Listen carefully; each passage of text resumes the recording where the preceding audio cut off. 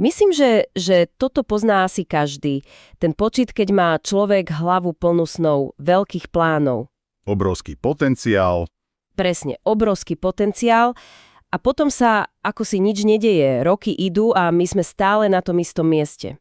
A prvá myšlienka je vždy: som lenivý, alebo nemám disciplínu.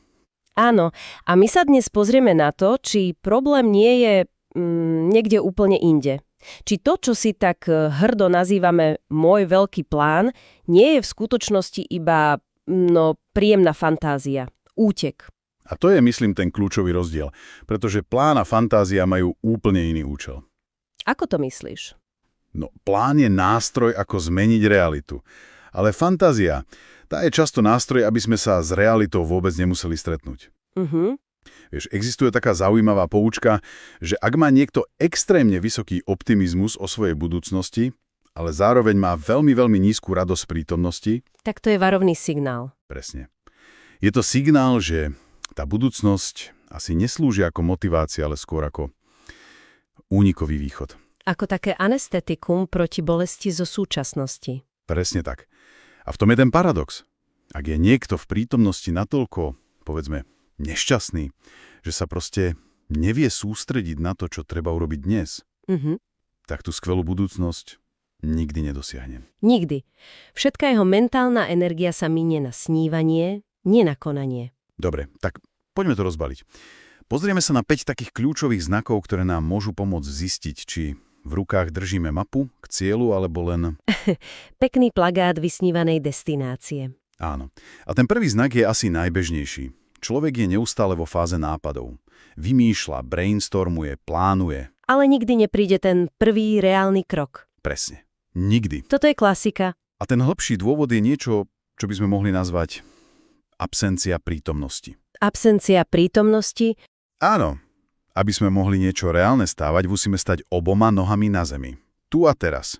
Musíme vidieť nielen ten cieľ, ale aj tú priepasť medzi nami a tým cieľom. A to je ten problém. Presne, lebo ak je pohľad na tú priepasť, na dlhy, na samotu, na prácu, ktorú neznášame, ak je to príliš bolestivé, myseľ urobí fascinujúcu vec. Uteče. Čiže je to vlastne obranný mechanizmus. Áno, je to forma takej psychologickej disociácie. Predstav si, že pozeráš naozaj pútavý film. Si do neho tak ponorená, že na 2 hodiny zabudeš na všetky starosti. Na všetko. A myseľ robí presne toto isté s fantáziou o budúcnosti.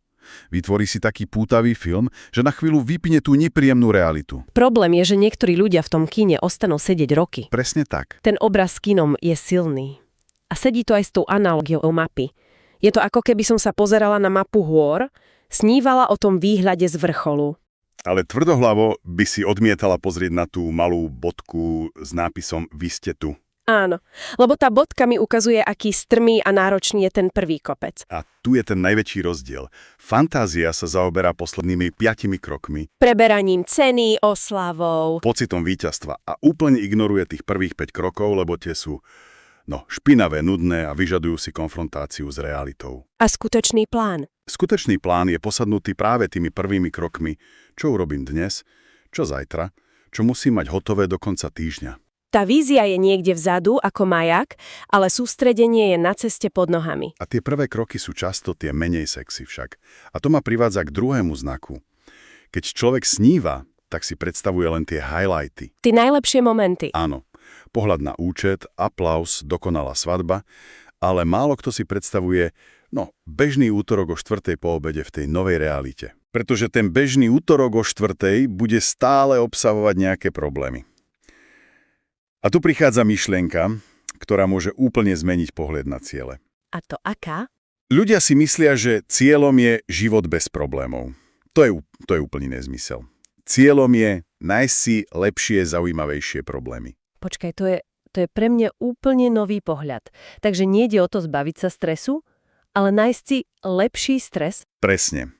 Namiesto problému neznášam svoju prácu, si vedome vyberieš problém, ako vybudovať firmu, aj keď prvé 2 roky nebude mať dovolenku. To je upgrade. Je to upgrade.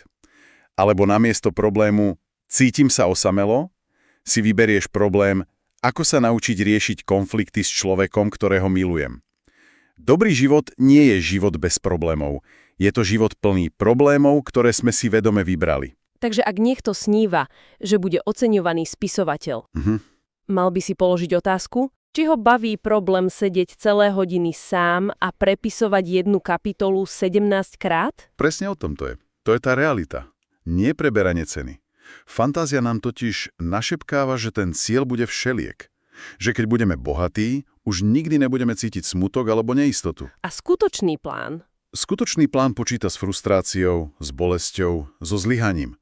Človek sa pozrie na tie budúce problémy a povie si, áno, toto sú presne tie problémy, s ktorými chcem v živote zápasiť. Dobre, ale predstavme si situáciu. Mám ten svoj sen, napríklad napísať knihu. A príde kamarát a začne sa vypytovať. A už máš agenta, koľko strán si napísal, čo ak sa to nebude predávať? Prečo ma to tak strašne irituje? To je perfektná otázka.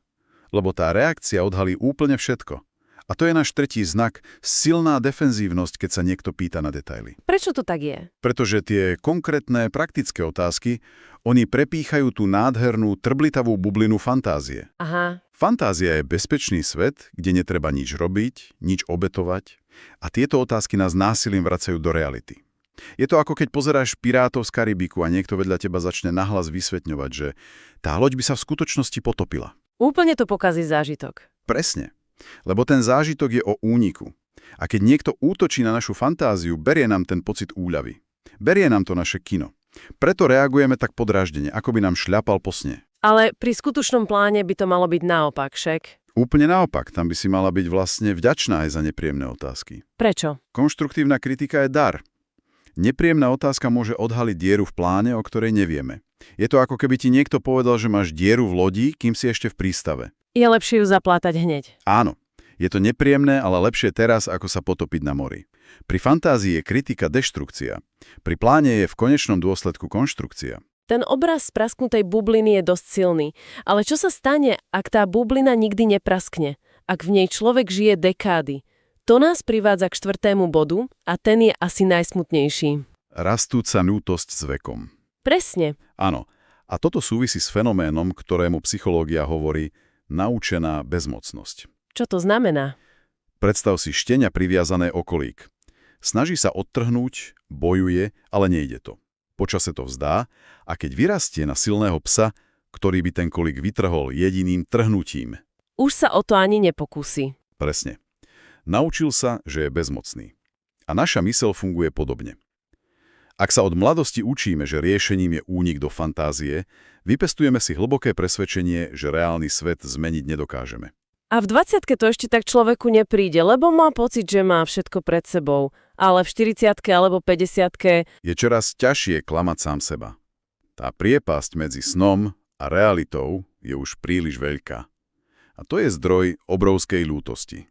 Ale je tu ešte jedna, subtilnejšia rovina. Aká? Ak sme stále myšlienkami v budúcnosti, uniká nám prítomnosť. A keďže nežijeme v prítomnosti? Nevytvárame si spomienky. Žiadne zmysluplné spomienky. A keď sa potom obzrieme späť, vidíme prázdno. Ako by sme svoj život prespali. Boli sme hlavou v oblakoch? Presne. Naopak.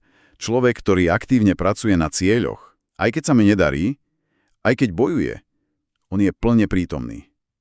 A ten samotný zápas vytvára bohaté skúsenosti. Zrazu zistí, že dôležitejšia je tá cesta.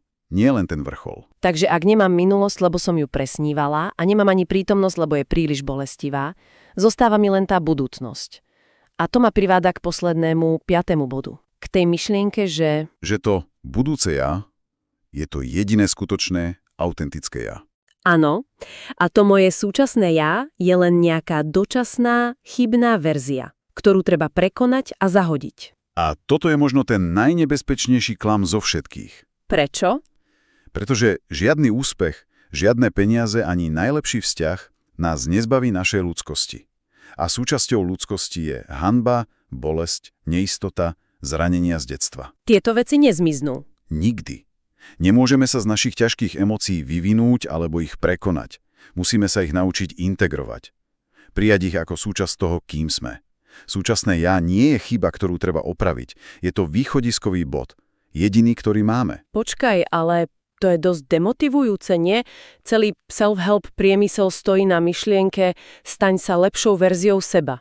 A teraz to znie, ako by sme hovorili, že aj keď dosiahnem všetko, po čom túžim, stále budem ten istý, neistý človek so svojimi starými strachmi. Na čo je to potom celé dobré? To je skvelá otázka, pretože nás vracia k tomu najdôležitejšiemu. Cieľom nie je uniknúť pred bolesťou, ani stať sa niekým iným. Tak o čo ide? Cieľom je vybrať si bolesť, ktorá stojí za to. Je to o výbere problémov, ktoré sú v súlade s naším autentickým, súčasným ja.